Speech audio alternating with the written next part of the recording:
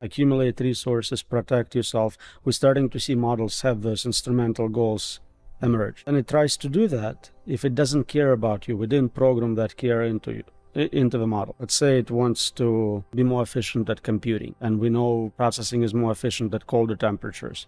It can try lowering temperature of the whole planet just to improve compute. Side effect, we cannot have food, we die. It doesn't care. It's not a factor. It doesn't hate you. It's not trying to kill you. It's just doing something where it doesn't care about you as a side effect. It's quite scary. And so can't you just program, okay, I guess they call this alignment. Let's make sure that humans are okay, firstly, satisfied, content. Because I understand as well that it might say, oh, you want them to not have war anymore, so we'll just kill them all. That will make everyone, but that seems like a stupid AI. And we're talking about a super smart AI who would understand the nuances of what a human means when it sets the goal of make sure humans are satisfied and content and happy.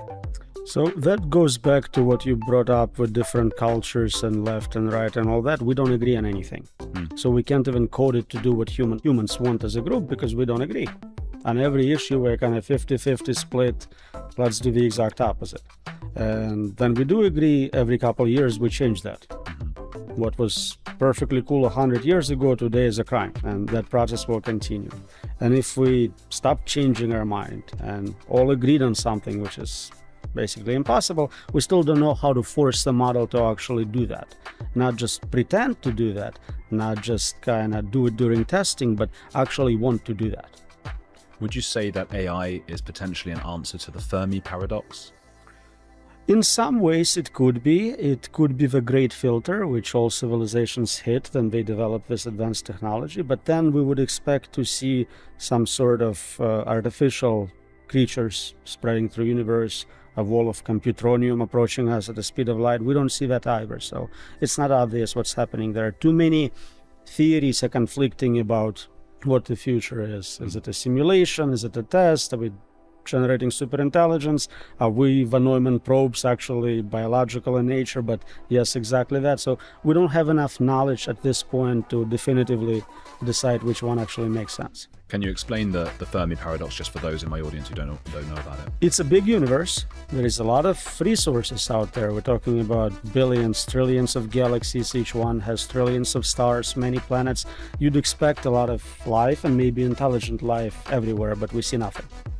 That's the paradox. So something well, either there's no life out there or there is life. And if there's any life, there's probably a lot of it. And then it stands to reason that over billions of years, it seems impossible that none of them would have reached us in a way that is noticeable. It's surprising. It's like we're in New York City right now. You walk around, you see this great city. If there was no people, you'd be like, that's weird. What's happening? Why are they not around? Yeah. And so one of the reasons might be every civilization gets to a point where they build their own AI, which ultimately kills them. But as you say, okay, but we would see the AI probes everywhere. But they might be so smart by that point. The AI that self-replicates and makes itself smarter every millisecond, it's doubling its intelligence, that they find ways to be here without necessarily interacting with us.